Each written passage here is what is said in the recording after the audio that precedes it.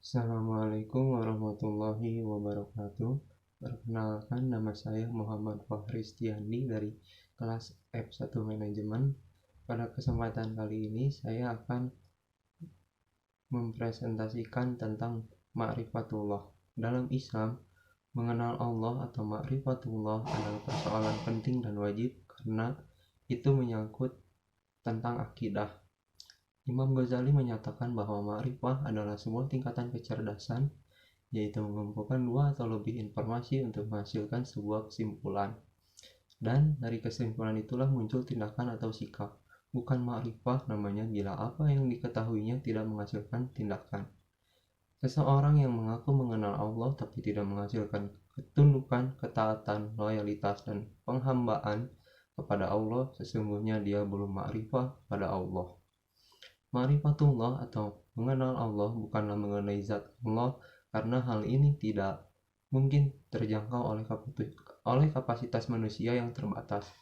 Sebab bagaimana mungkin manusia yang terbatas ini mengenali sesuatu yang tidak terbatas? Segala susu yang dibikin seseorang tidak akan pernah mengetahui seperti apakah orang yang telah membuatnya menjadi segala susu. Mengapa kita harus mengenal Allah? Orang yang mengenali Allah dengan benar adalah orang yang mampu mewarnai dirinya dengan segala macam bentuk ibadah. Kita akan mendapatinya sebagai orang yang rajin sholat.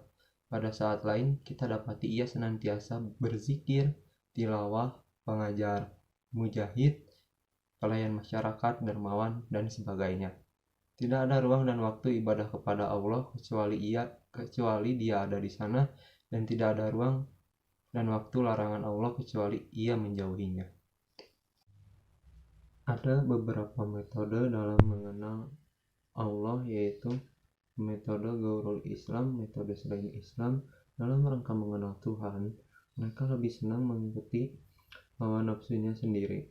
Pengenalan mereka kepada Allah Ta'ala hanya berlandaskan dugaan, sangkaan, dan hawa nafsu, yakni mengandalkan al-hawas, panca indera, dan akal yang sebenarnya sangat terbatas. Alhasil, pengenalan Allah Ta'ala dengan mengandalkan al-falsafah atau filsafat ini tidak akan mencapai hasil yang tepat. Lalu yang kedua yaitu metode Islam. Metode mengenal Allah Ta'ala yang islami adalah cara menggunakan akal, dan al-fitrah, as-sam'u, pendengaran, al-bashar, penglihatan, untuk memikirkan ayat-ayat al-kauliyah, firman Allah, al-mukjizat, dan ayat-ayat al-kauniyah, ciptaan Allah yang meliputi a'lamul jamadat, benda-benda mati, a'lamul nabatat, tumbuh-tumbuhan, atau a'lamul insani wal hayawanat, manusia dan hewan. Secara garis besar, terdapat dua hal yang menghalangi dalam mengenal Allah. Pertama, ma'aradus syahwat, berkaitan dengan penyakit hati berupa nafsu dan kesenangan serta perilaku yang tidak terpuji. Kedua, ma'radus syubhat, berbagai hal yang menimbulkan keraguan, lebih banyak berkaitan dengan masalah akal dan logika. Ma'radus syahwat, pertama, al-fisku atau kefasikan. Fasik adalah orang yang senantiasa melanggar perintah dan larangan Allah, bergelimang dengan kemaksiatan, serta senantiasa berbuat kerusakan di bumi. Mereka hanya memikirkan kehidupan dunia saja, tidak memikirkan kehidupan di akhirat nanti. Mereka disibukkan oleh harta-harta dan anak cucu mereka serta segala yang berhubungan dengan kesenangan duniawi.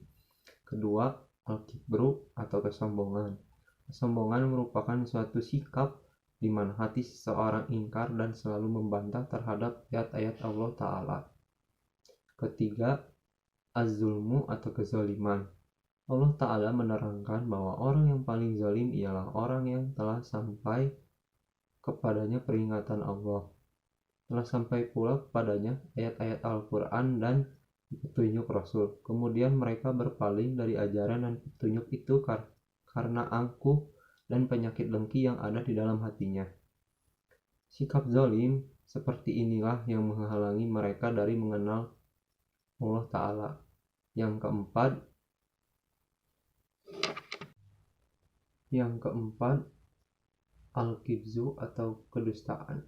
Kedustaan merupakan sikap bohong, pura-pura, dan pengingkaran terhadap ayat-ayat Allah.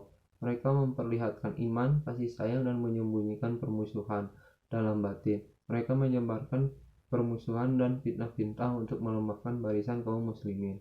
Yang kelima, katsaratul ma'asi, banyak melakukan perbuatan maksiat. Maradu asyubhat. Pertama, al-jahlu, kejahilan atau kebodohan, yakni tidak mau memikirkan ayat-ayat Allah Ta'ala, baik ayat-ayat kauliyah yang tersurat dalam Al-Quran maupun ayat-ayat kauniyah yang tersirat dalam penjuru alam semesta. Inilah yang menyebabkan terhalangnya manusia dari mengenal Allah Ta'ala. Yang kedua yaitu al-irtiyab, keraguan-raguan. Hal ini disebabkan karena sedikitnya ilmu dan ma'rifah atau pemahaman. Bisa dikatakan pula keraguan-raguan ini lahir dari kebodohan. Begitulah orang-orang munafik selalu berada dalam kondisi terombang-ambing antara iman dan kafir. Yang ketiga, al-inhiraf atau penyimpangan. Manakala manusia tidak mau berpegang teguh kepada petunjuk Allah Ta'ala, tidak mau berkomitmen dalam melaksanakan tuntutannya, bahkan mereka malah mengikuti hawa nafsu dan akal pikirannya. Pada saat itulah hatinya akan keras membatu, terhijablah petunjuk Allah darinya. Ia pun melangkah semakin jauh dari jalan yang lurus sehingga tak mampu mengenal Allah Ta'ala dengan benar. Yang keempat, al-ghaflah atau kelalaian. Dalam poin pertama telah disebutkan bahwa jika manusia tidak menggunakan potensi dirinya untuk memahami ayat-ayat Allah Ta'ala, maka mereka akan terhalang dalam mengenalnya. Hal ini karena kebodohan mereka itu membuat mereka lalai atau lengah. Sekian dari saya, mohon maaf bila ada kesalahan. Wabillahi taufiq wal hidayah. Wassalamualaikum warahmatullahi wabarakatuh.